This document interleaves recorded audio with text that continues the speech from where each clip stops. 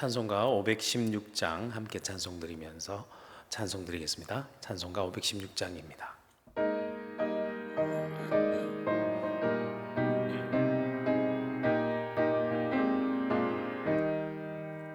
옳은 길 따르라 의의 길을 세계 만민이 참된 길 이 길 따라서 살기를 온 세계에 전하세 만 백성이 나갈 길 어두운 밤 지나고 동튼다 환한 빛 보아라 저 빛 주 예수의 나라 이 땅에 곧 오겠네 오겠네 주 예수 따르라 승리의 주 세계 만민이 나아갈 길과 진리요 참 생명 내 창검을 부수고 다 따르라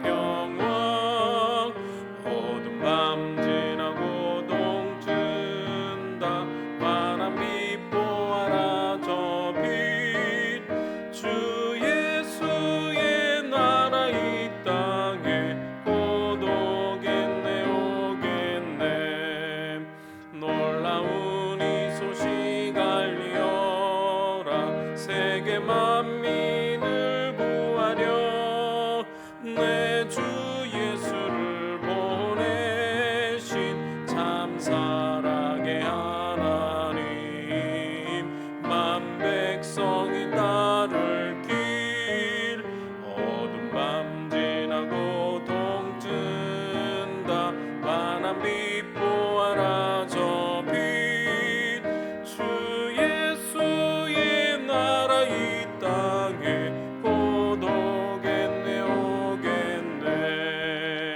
고난 길에 치고 찾아온 길 많은 백성을 구한 길 모두 나와서 믿으면 온 세상이 마침내 이 진리에 살겠네 어두운 밤 지나고 동튼다 환한 빛 보아라 저 빛 주 예수의 나라 이 땅에 곧 오겠네 오겠네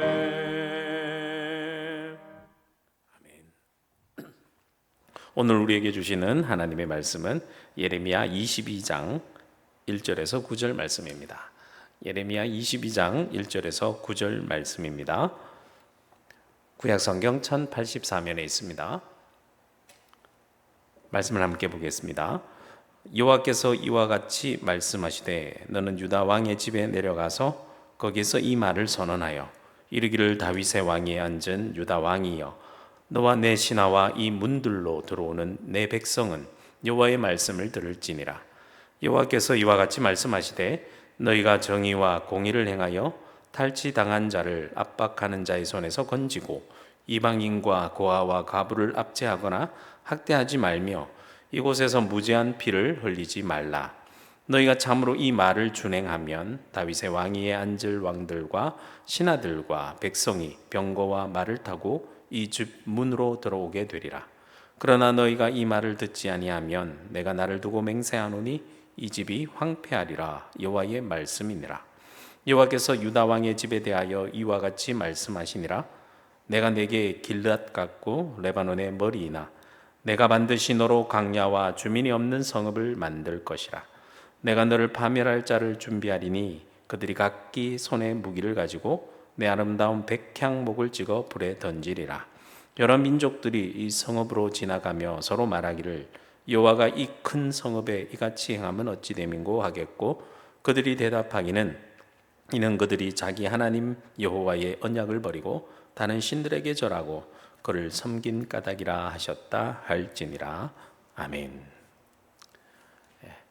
성전뜰에서 하나님의 말씀을 전했던 예레미야가 이제는 궁전에 가서 유다 왕을 향한 설교를 하라라는 하나님의 명령을 듣습니다.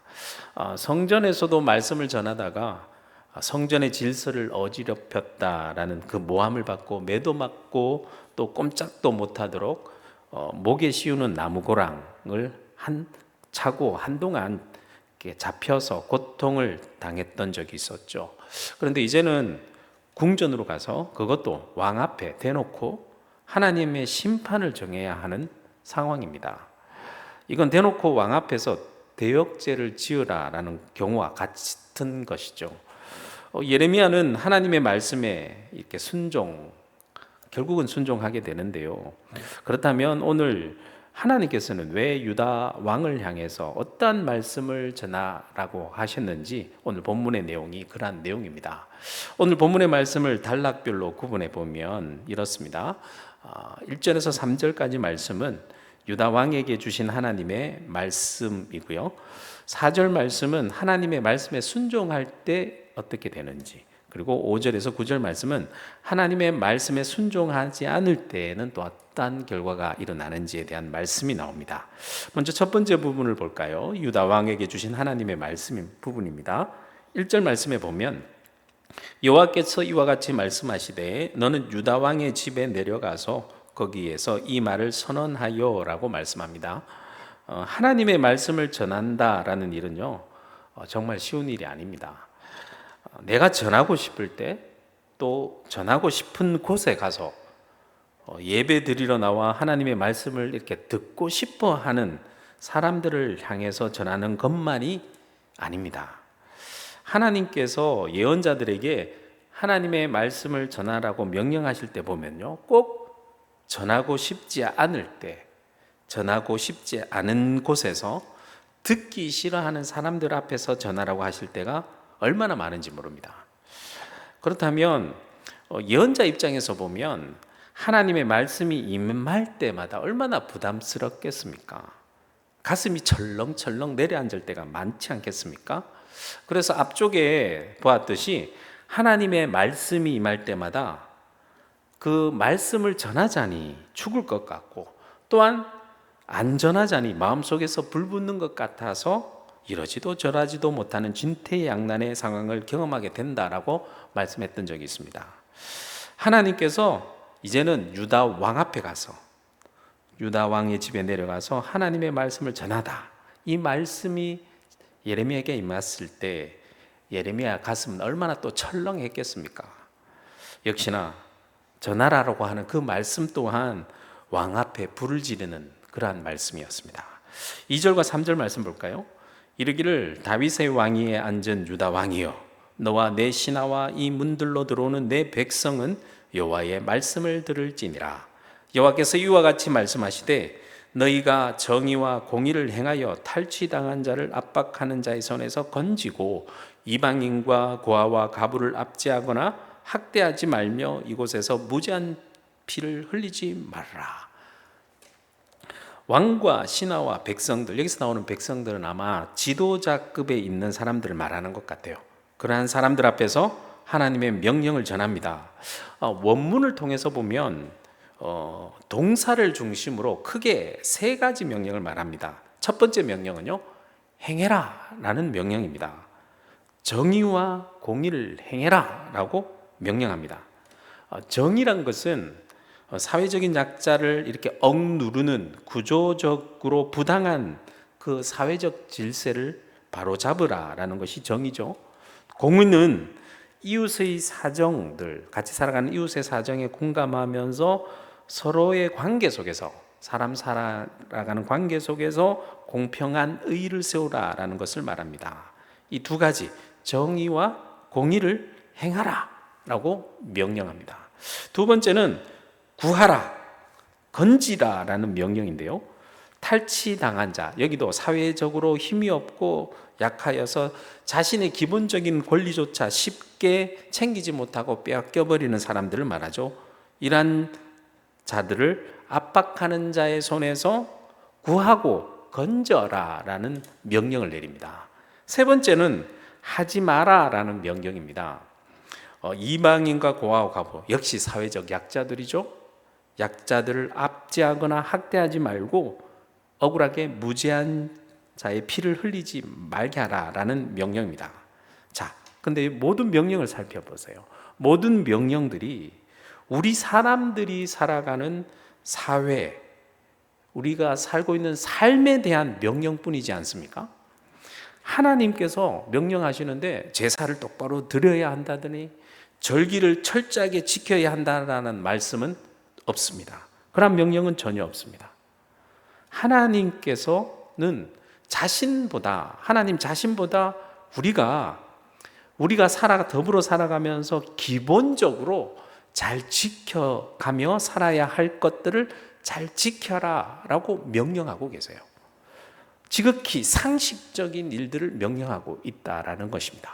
그렇다면 지금 유다 왕들과 신하들, 힘을 가진 백성들은 그런 기본적인 것조차 지금 지키지 않았기 때문에 지켜라라고 명령하는 것 아닐까요? 하나님께서는요, 우리에게 거창한 것, 종교적으로 거창한 것, 하나님께 영광 돌리기 위한 거창한 것 지키라고 하시지 않습니다. 우리들이 살아가면서 기본적으로 잘 지켜야 할 것들, 지극히 당연한 것들을 명령하십니다. 그런데 그렇게 지극히 당연한 것을 명령하시는데도 우리는 그것조차도 못하고 있는 것은 아닐까? 한번 깊이 생각해 봐야 됩니다. 두 번째로 4절 말씀에 하나님의 말씀에 순종할 때는 그러면 어떻게 되느냐라는 말씀이 나옵니다. 4절 말씀 볼까요? 너희가 참으로 이 말을 준행하면 다윗의 왕위에 앉을 왕들과 신하들과 백성이 병거와 말을 타고 이 집 문으로 들어오게 되리라. 하나님의 말씀에 준행하면, 여기서 준행하다라는 단어를 살펴보면 원어로 아사란 말을 사용하는데요, 이 말이 자꾸 거듭해서 반복해서 사용해요. 그 얘기는 행하다, 하나님의 말씀을 행하라는 그 행위에 강조를 두고 말씀하고 계세요. 그렇게 되면 당연히 왕은 자신의 왕권이 공고하게 될 것이고, 왕과 신하들과 백성들 사이에 질서가 바로 서서 사회적 질서가 서니까 평화롭게 지낼 수 있다라는 의미의 말씀입니다. 하나님의 말씀에 잘 준행하면 모든 것이 형통하다라는 거죠. 다음으로 하나님의 말씀에 순종하지 않을 때 그럼 어떻게 되나? 5절에서 7절 말씀을 한번 보겠습니다. 그러나 너희가 이 말을 듣지 아니하면 내가 나를 두고 맹세하노니 이 집이 황폐하리라. 여호와의 말씀이니라. 하나님께서 스스로 자신을 두고 맹세코 황폐하게 될 것이다 라고 말씀합니다. 어떻게 황폐하게 될 것인지 6절 말씀부터 보면 더욱 자세히 설명하는데요, 6절 7절 말씀에 보면 여호와께서 유다 왕의 집에 대하여 이와 같이 말씀하시니라. 내가 내게 길랏 같고 레바논의 머리이나 내가 반드시 너로 광야와 주민이 없는 성읍을 만들 것이라. 내가 너를 파멸할 자를 준비하리니 그들이 각기 손에 무기를 가지고 내 아름다운 백향목을 찍어 불에 던지리라. 먼저 하나님께서 내가 반드시 황폐하게 만들 것이다 라고 말씀하면서, 여기 표현해 보면 길르앗 같고 레바논 머리 같다라는 말이 나오는데요, 이 말은 살림이 무성하기로 유명한 길르앗 같이 번성했었고 아무리 튼튼한 건축 나무 재료 유명한 목재로 유명한 이 레바논의 백향목수로 아무리 튼튼하게 지어진 성이라 할지라도 하나님의 심판으로 모두 황폐하게 만들 것이다 라는 말씀입니다. 그런데 어떻게 그렇게 만드느냐? 7절 말씀에처럼 하나님께서 친히 각기 손에 무기를 든 파멸할 자를 하나님께서 친히 준비하셔서 백향목을 찍어 불에 던지듯이 모든 것을 파괴하고 황폐하게 만들 것이다 라는 말씀이죠. 8절 9절 말씀을 계속 보면 황폐하게 될 뿐만 아니라 세상 모든 사람들에게 조롱거리가 되게 한다라는 말씀입니다. 8절 9절 말씀 볼까요? 여러 민족들이 이 성읍으로 지나가며 서로 말하기를 여호와가 이 큰 성읍에 이같이 행하면 어찌 됨인고 하겠고, 그들이 대답하기는 이는 그들이 자기 하나님 여호와의 언약을 버리고 다른 신들에게 절하고 그를 섬긴 까닭이라 하셨다 할지니라. 여러 이방 나라 사람들이 그것을 이렇게 황폐하게 되었으니까 그곳으로 지나다니면서 서로 쑥덕쑥덕거리며 말하기를, 좋아, 이토록 하나님의 복을 받아 부귀영화를 누리던 이 거룩한 성읍이, 이 큰 성읍이 어찌 이 모양 이 꼴이 되었냐? 라고 말하면 다른 사람이 그 말을 받아서 말하기를, 그러게 말이야, 그들이 하나님을 잘 믿는다고 말하면서 정작 자기네 하나님, 자기신이 섬기는 하나님의 언약을 버려버리고 다른 신들에게 절하고 그들을 섬겼다지 뭐냐? 그래서 그들의 하나님이 진노하셔서 심판을 받았대 라고 서로 말한다는 것입니다. 하나님이 백성이 되었다고 해서 무조건적인 하나님의 사랑을 받고 하나님께서 지켜주시는 것 아니다라는 것을 오늘 말씀을 통해서 또한 깨닫게 됩니다. 하나님의 백성은 내가 하나님의 사랑을 받을 만한 자격이 있기 때문에 하나님의 백성이 되는 게 아닙니다. 그것이 아니라 하나님의 언약의 말씀으로 말미암아 하나님의 은혜로 되는 것입니다. 그런데 하나님의 백성이 그 언약을 버린다면 어떻게 될까요? 하나님의 백성이 우리를 구원하시고 우리의 능력이 되시는 우리의 하나님을 잊어버리고 다른 것들에게 우리의 마음을 빼앗기고 다른 것들을 의지한다면 하나님의 백성이 어떻게 되겠습니까? 하나님의 백성이라면 당연히 하나님의 말씀을 따라 살아야 할 줄로 믿습니다. 그것이 당연한 것입니다. 그리고 하나님께서 우리에게 명령하시는 것은 하나님을 위한 것이 아니라, 하나님 자신을 위한 것이 아니라 우리를 위해서 살아가면서 우리가 당연히 지켜야 할 것들, 그것들을 명령하십니다. 그것 좀 지키면서 살아라고요. 그런데 우리는 자세히 살펴보십시오. 우리가 살아가면서 그것조차 하지 않고 하루를 살아가고 있지는 않습니까? 바라기는 오늘 하루 온전히 그러한 하나님의 백성이라면 하나님의 말씀에 따라 살아가는 하루가 되길 소망합니다. 오늘 하루 나의 삶 속에서 당연히 하나님의 백성이라면 당연히 지키며 살았어야 할 아주 작은 것부터 지켜가며 살아가는 하루가 되길 소망합니다. 오늘 하나님의 말씀을 통해서 우리의 마음속에 떠오르는 내가 이것 지켰어야 했는데 하는 것들이 떠오릅니까? 지금까지 그것을 지키지 못했다면 그것을 오늘 하루 반드시 그것부터 지켜나가겠다고 결단하며 오늘 하루 순종하면서 살아가는 귀한 하루가 되길 소망합니다. 기도드리겠습니다. 사랑이 풍성하신 하나님 아버지, 감사합니다. 오늘 말씀을 통해서 하나님의 백성이라고 무조건적인 하나님의 사랑을 받는 것 아니고 하나님의 백성이라고 하나님께서 모든 것 지켜주시며 모든 것 오냐 하시지 않는다는 것을 말씀을 통해서 깨닫게 됩니다. 우리들이 하나님의 백성이 된 것 하나님의 말씀으로 말미암아, 언약의 말씀으로 말미암아 은혜로 하나님의 백성이 되었다는 것을 깨닫게 하셨으니 이제 더 이상 하나님의 말씀에서 멀어서 하나님의 말씀을 버리며 하나님과 말씀에 순종하지 않고 살아가는 삶에서 돌이켜 하나님의 말씀을 붙잡고 하나님이 말씀하시는 대로 지켜 행하면서 살아갈 수 있는 오늘 하루로 하나님의 백성으로, 당연한 하나님의 백성으로 살아갈 수 있는 저희들 될 수 있도록 인도하여 주시옵소서. 감사드리옵고 예수 그리스도 이름으로 기도드립니다. 아멘.